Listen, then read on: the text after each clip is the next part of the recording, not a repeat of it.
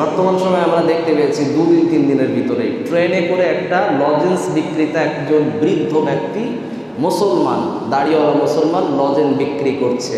তাকে কয়েকজন যুবক ধরে তাকে নিয়ে ভিডিও করছে আর থাপ্পড় মারছে, লাথি মারছে, ঘুষি মারছে, তার দাড়ি ধরে টান মারছে। কারণ কি? সে একজন মুসলমান। আমরা অনেক সময় বলি না যে দেয়ালে পিঠ থেকে গিয়েছিল, আর কিছু উপায় ছিল না, তার কারণে ব্যাংক থেকে এই লোন নিয়েছি। আপনি এত বড় বিপদে পড়েছেন, নবী মুসার থেকেও বিপদ বেশি। আপনি লোন না নিলে মরে যেতেন না, বড্ড বেশি একটু টেনশন। আসসালামু আলাইকুম ওয়া রাহমাতুল্লাহি ওয়া বারাকাতুহু। নাহমাদুহু ওয়া নুসাল্লি আলা রাসূলিহিল কারীম, আম্মা বা'দ। আউযু বিল্লাহি মিনাশ শাইতানির রাজীম। বিসমিল্লাহির রহমানির রহিম। ইয়্যাকা না'বুদু ওয়া ইয়্যাকা নাস্তাঈন। পবিত্র কোরআনের ধারাবাহিক তাফসীর আলোচনা। আজকের আলোচনা সূরাতুল ফাতিহার 4 নম্বর আয়াতের শেষ অংশে। আল্লাহ পাক রব্বুল আলামিন যত রকম বড় বিপদ আসুক না কেন, সর্ব অবস্থায় আল্লাহর কাছেই তিনি আল্লাহ সাহায্য চাইতে জানিয়েছেন। নবী মুসা আলাইহিস সালাতু ওয়াস সালামকে যখন পিছন থেকে পরম শত্রু ফেরাউন যখন তাড়া করলো, তাকে ধাওয়া করলো, সে একেবারে শেষ প্রান্ত, ওই জায়গার নাম সমুদ্র। এই সমুদ্রের কাছে এসে, কিনারায় এসে আর কোনো রাস্তা নাই, চারিদিক থেকে সম্পূর্ণ মুসা নবীকে ঘিরে ফেলল।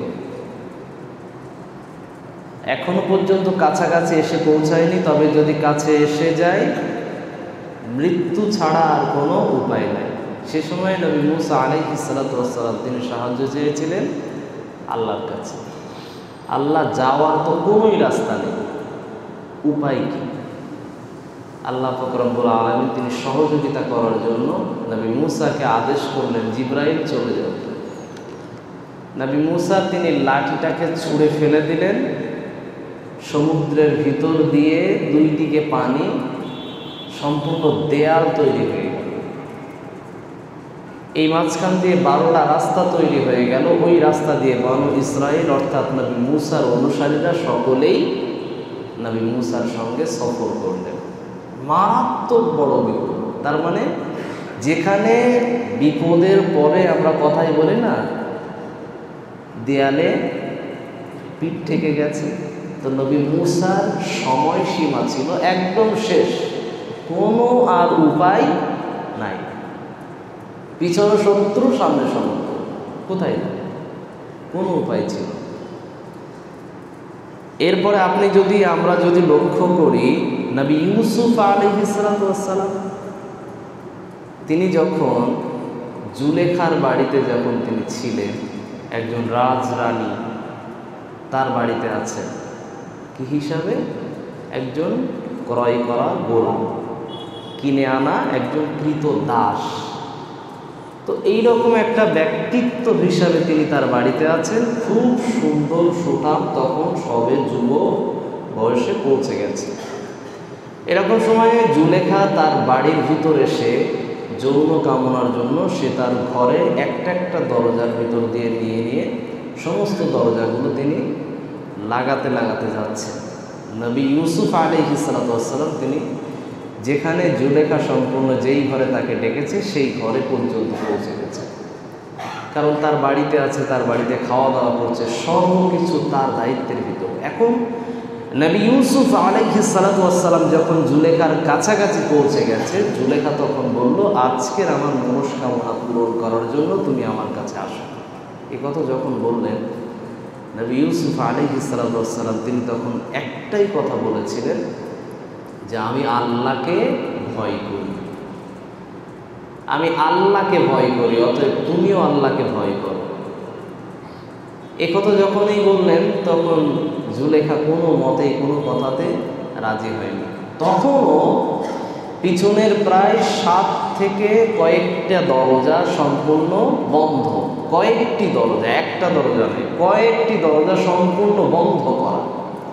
নবী ইউসুফ আলাইহিস সালাতু ওয়াস সালাম তিনি আল্লাহর কাছে সহযোগিতা চাইলেন, আল্লাহ এই বিপদ, এই বড় বিপদ থেকে আমাকে তুমি বাঁচিয়ে নাও, এই জেনা নামক বিপদ থেকে আমাকে বাঁচাও, এই পাপাচার নামক বিপদ থেকে আমাকে বাঁচাও।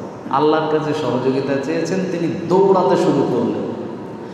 দৌড়াতে শুরু করলেন তো করলেন, সামনের যত কয়টা দরজা ছিল সব দরজাগুলো একটা একটা করে খুলে যেতে শুরু করল। সুবহানাল্লাহি ওয়া বিহামদিহি। কেউ খুলে দেয়নি দরজা, আল্লাহই সহযোগিতা করেছে। আমরা অনেক সময় বলি না যে দেয়ালে পিঠ থেকে গিয়েছিল, আর কিছু উপায় ছিল না, তার কারণে ব্যাংক থেকে এই লোন নিয়েছি, কোনো উপায় ছিল না, তখন ব্যবসা বাণিজ্য ঠিক করার জন্য কি করেছি, অমুক জায়গা থেকে এত টাকা সুদ দিয়ে এত কিছু নিয়েছি। আপনি এত বড় বিপদে পড়েছেন, নবী মুসার থেকেও বিপদ বেশি। আপনি লোন না নিলে মরে যেতেন না, বড্ড বেশি একটু টেনশন হতো, আর কিচ্ছু না, লস হতো ব্যবসায়। আমরা কি সেই চিন্তা ভাবনা করি? আমরা কি প্রকৃতভাবেই কি আল্লাহকে রাজ্জাক শব্দটা নিয়ে বিশ্বাস করি? আল্লাহ যে রিজিকের মালিক, এটা তিনি সত্যি সত্যি বিশ্বাস করি? রিজিক দেনেওয়ালা আল্লাহ।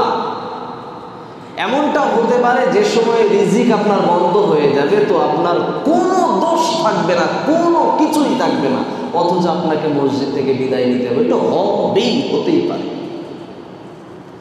আমরা এরকম বাস্তবতা যদি দেখতে চাই, তো অনেকে বলবে কি কান কি জন্য ভাই? কান শোনার জন্য। চোখ কি জন্য? দেখার জন্য। তো সত্যিই তাই কি? যার কান থাকে সে শুনতে পায়? এমন বহু মানুষকে আপনি পাবেন যার কান আছে কিন্তু কানে শুনতেই পায় না, কারণ কানে শোনানোর মালিককে আল্লাহ। ওই শক্তি আল্লাহর হাতে। আমি আপনাকে বলছি, ইমামতি করলেই রিজিক আসবে, ব্যবসা করলেই রিজিক আসবে, এটা ভাবলেন কি করে? রিজিক দেওয়ার মালিক আল্লাহ, আপনি আমানতদার। আপনি আমানতদার। পৃথিবীতে যতদিন আছেন বা আমরা আছি, আমরা দায়িত্ববান, আমরা আমাদের দায়িত্ব পালন করছি, আমানত রক্ষা করছি। এই আমানতের ভিতরে যদি খেয়ানত করি, আল্লাহ কিয়ামতে ধরবেন। আল্লাহ পাক রব্বুল আলামিনের উপরে সম্পূর্ণরূপে বিশ্বাস করতে হবে। যত বড় বিপদ আসুক না কেন, সমস্ত বিপদের ওই মোকাবেলা করার জন্য আল্লাহর কাছে সহযোগিতা চাইতে হবে। এখন আসেন মানুষের কাছে সহযোগিতা চাওয়ার ব্যাপারে, এটা আল্লাহ পাক রব্বুল আলামিন তিনি কি বলছেন? আল্লাহ পাক রব্বুল আলামিন তিনি বললেন, তাআওয়ানু আলাল বিররি ওয়াত তাকওয়া।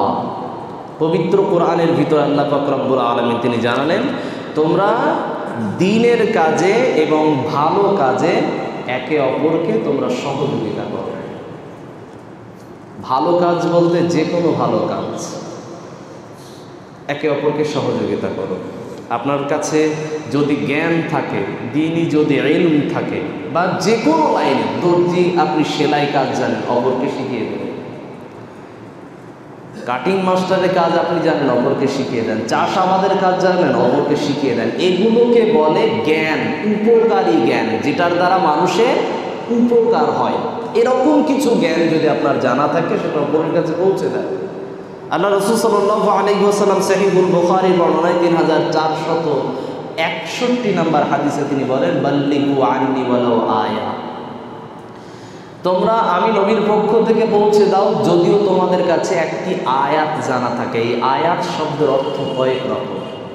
আয়াত শব্দের অর্থ হলো যত রকম উপকারী জ্ঞান আপনার কাছে আছে, যত রকম উপকারী ইলম আপনার কাছে আছে, সবটাই অন্যান্য মানুষদের কাছে পৌঁছে দেওয়ার চেষ্টা করে। এটা এক নাম্বার। কি বললাম? মানুষকে সহযোগিতা করার মাধ্যম এক নাম্বার, এটা হলো জ্ঞান দিয়ে। 2 নাম্বার, আপনার কাছে ধন ও সম্পদ আছে, টাকা পয়সা অনেক আছে। এই টাকা পয়সা দিয়ে আপনি কি করবেন? জাকাত দেবেন। তবে দয়া করে খেয়াল রাখবেন, জাকাত দেওয়ার নামে যেন আমরা ভিক্ষা না দিই। খেয়াল রাখবেন, জাকাত একটা অসহায় মানুষের অধিকার, এটা আপনার টাকা নয়। জাকাত একটা অসহায় মানুষের অধিকার। অসহায় মানে 8 প্রকার মানুষকে জাকাত দিতে হয়। কয় প্রকার? 8 প্রকার মানুষের ভিতরে আপনি যে কোনো 1 প্রকার মানুষকে দিতে পারেন, আবার 8 প্রকার মানুষকে দিতে পারেন। তবে খেয়াল রাখবেন, ওই জাকাতের টাকাকে 20 টাকা, 50 টাকা, 200 টাকা, 100 টাকা এইভাবে যেন বাটোয়ারা করতে না থাকে। এটা নিয়ে আমরা সকলে একটু চেষ্টা করব, কারণ আমাদের সমাজ এমন হয়ে গেছে, মাদ্রাসাগুলো থেকে যে এত আশা আসে আমাদের কাছে, এই মাদ্রাসাতে দিতে দিতে দিতে দিতে যে আমরা কোনো মানুষকে ওই জাকাতের টাকা দিয়ে যে স্বাবলম্বী করব, এটা সম্ভব আর হয়ে ওঠে না। তবে আমরা সকলে চেষ্টা করব এই জাকাতের অর্থ দিয়ে আমরা কোনো মানুষকে কি করলাম? উদ্যোক্তা বানিয়ে দিলাম, ব্যবসায়ী বানিয়ে দিলাম। ফলের ব্যবসা করুক, সকালবেলা পোলট্রি কাটুক, মাংস কিনে এনে বিক্রি করুক, মাছ কিনে এনে বিক্রি করুক, ঠেলা গাড়িতে করে কিছু কিনে এনে বিক্রি করুক। উদ্যোক্তা বানানো, তার যাতে আর দ্বিতীয় সময়ে ভিক্ষা না করতে হয়, মানুষের কাছে হাত না পাততে হয়। তবে খেয়াল রাখবেন, কিছু কিছু মানুষ আছে, কেউ করে অভাবে, কেউ করে স্বভাবে। ভিক্ষা করে কেউ অভাবে, কেউ করে স্বভাবে। তো লক্ষ্য রাখতে হবে কোন ব্যক্তি স্বভাবে করছে। আপনি একবার তাকে সহযোগিতা করলেন, তারপরেও যদি করে তাহলে আর কিছু করার নেই। আল্লাহ পাক রব্বুল আলামিনের রাসূল সাল্লাল্লাহু আলাইহি ওয়াসাল্লামকে এই কথা তিনি বললেন, আল্লাহ রাসূল সাল্লাল্লাহু আলাইহি ওয়াসাল্লাম এবং আল্লাহ পাক রব্বুল আলামিন তিনি বললেন, তোমার কাছে ধন সম্পদ থাকলে মানুষকে দাও। এটা কিভাবে দিতে হবে? আল্লাহ বললেন, ওয়া মিম্মা রাযাকনাহুম ইউনফিকুন। সূরাতুল বাকারা পারা নম্বর 1, সূরা নম্বর 2, রুকু নম্বর 1, আয়াত নম্বর 3। আল্লাহ বললেন, আমি তোমাকে যে সম্পদ দিয়েছি ওইটা থেকে দাও। তার মানে সম্পদ আমরা যে অর্জন করছি, টাকা পয়সা যত কিছু গচ্ছিত করছি, এই সম্পদ আমার। আল্লাহ বলছেন, আমি যেটা দিয়েছি ওইটা থেকে দাও। মানে টাকা পয়সা দেওয়ার মালিক আল্লাহ, রিজিক দেওয়ার মালিক আল্লাহ, এটা থেকে খরচ করতে বললেন আল্লাহ। এরপরে আপনার শক্তি আছে, সামর্থ্য আছে, এই শক্তি আর সামর্থ্য নিয়ে কখনো অহংকার করা যাবে না, কখনো মানুষকে দেখানো যাবে না যে আমার মার্শাল কত, আমার 6 প্যাক আছে, এত কিছু মানুষকে দর্শন করিয়ে করিয়ে বেড়ানো যাবে না। এটা নিয়ে অনেকে এটার অপব্যবহার করেছে। বর্তমান সময়ে আমরা দেখতে পেয়েছি 2 দিন 3 দিনের ভিতরে ট্রেনে করে একটা লজেন্স বিক্রেতা, একজন বৃদ্ধ ব্যক্তি, মুসলমান, দাড়িওয়ালা মুসলমান, লজেন্স বিক্রি করছে। তাকে কয়েকজন যুবক ধরে তাকে নিয়ে ভিডিও করছে আর থাপ্পড় মারছে, লাথি মারছে, ঘুষি মারছে, তার দাড়ি ধরে টান মারছে। কারণ কি? সে একজন মুসলমান। এইটা কি মানুষ? এটা কি মানুষ বলে? এটাকে মানবতা বলে? না, আমরা মুসলমানরা এরকম দেশ চাইনি। আমরা এই দেশের নাগরিকরা এরকম দেশ আমরা চাইনি। আমরা এই দেশেই জন্ম নিয়েছি, এ দেশেই মরতে চাই। আল্লাহ যেন আমাদের সেই দয়া করেন, সেই রহমত নাজিল করেন, আমিন। আল্লাহ পাক রব্বুল আলামিন রাসূল সাল্লাল্লাহু আলাইহি ওয়াসাল্লাম তিনি বললেন যে কি, আপনার শক্তি আল্লাহ দিয়েছেন, তা থেকে আপনি কি করেন? মানুষকে সহযোগিতা করেন। সেটা কিভাবে? অহংকার মুক্ত জীবন গড়ে আপনি কি করেন? রাস্তার ঠেলা গাড়িতে যে ব্যক্তিটা ভ্যানে করে অনেক মাল নিয়ে যাচ্ছে, কিন্তু অনেক উঁচু জায়গাতে আর উঠতে পারে না, তাকে আপনি গাড়ি থেকে নেমে, বাইক থেকে নেমে গাড়িতে একটু ঠেলে দেন। অহংকার মুক্ত জীবন। আপনার যদি সেই জায়গাতে যদি আপনি দেখতে পান কোনো মুটেওয়ালা কেউ কাউকে তুলে দেওয়ার মতন, তার মাথায় কাপড় বা কোনো কিছু তুলে দেওয়ার মতো লোক পাচ্ছে না, আপনি অহংকারকে মাথা থেকে ঝেড়ে ফেলে দেন, ওই কাজে একটু হাতটা লাগিয়ে দেন যদি আপনার শক্তি থাকে। আমি আপনাকে বা আমরা সকলেই এই চেষ্টা করব যে অহংকার মুক্ত জীবন যেন আমাদের ভিতরে ফিরে আসে, ইনশাআল্লাহ। আল্লাহ রাসূল সাল্লাল্লাহু আলাইহি ওয়াসাল্লাম এরপরে বিশ্বনবীকে তিনি আল্লাহ পাক রব্বুল আলামিন জানিয়েছেন যে এই যে মৃত মানুষ অথবা জীবিত মানুষের কাছে কিছু চাওয়া, ইয়াকা না'বুদু ওয়া ইয়াকা নাস্তাঈন। তাহলে মানুষের কাছ থেকে যে সহযোগিতা চাওয়া যায় সেটার মাধ্যম আমরা পেলাম 3টে। 1, জ্ঞান দিয়ে মানুষকে আপনি উপকার করতে পারেন। 2, আপনার অর্থ দিয়ে মানুষকে আপনি উপকার করতে পারেন বা উপকার চাইতেও পারেন। 3, আপনার শক্তি সামর্থ্য দিয়ে আপনি মানুষকে উপকার করেন বা আপনার পাশে যে অসহায় ব্যক্তিটা আছে সে উপকার আপনার কাছ থেকে চাইতে পারে, তো চাওয়া যাবে মানুষের কাছে সহযোগিতা। এরপরে মৃত মানুষের কাছে সহযোগিতা চাওয়া যাবে কি না? জীবিত মানুষের কাছে সহযোগিতা চাওয়া যাবে এ মর্মে আমরা পেলাম, কিন্তু জীবিত মানুষের ওসিলা দিয়েও দোয়া করা যাবে এই মর্মে হাদিস সহিহুল বুখারী বর্ণনায় আল্লাহ রাসূল সাল্লাল্লাহু আলাইহি ওয়াসাল্লাম তিনি বলেন, একজন সাহাবী আসলেন, এসে বললেন, ইয়া রাসূলুল্লাহ, আপনি একটু দোয়া করে দেন। তা আল্লাহ রাসূল সাল্লাল্লাহু আলাইহি ওয়াসাল্লাম তিনি দোয়া করে দিলেন। সে সময় বৃষ্টি হচ্ছিল না। দোয়া করার পরে এলাকাতে বিশালভাবে বৃষ্টি শুরু হলো। এরপরে যখন আল্লাহ রাসূল সাল্লাল্লাহু আলাইহি ওয়াসাল্লাম যখন তিনি অনুপস্থিত হতেন, তো আল্লাহ রসুলের নাম নিয়ে সাহাবায়ে কেরামরা তারা দোয়া করতেন যে আল্লাহ, নবীর ওসিলা করে তুমি আমাদের উপরে রহমতের বৃষ্টি নাজিল করো। আল্লাহ পাক রব্বুল আলামিন সে দোয়া কবুল করতেন। তখন নবী জীবিত ছিলেন, মৃত নন।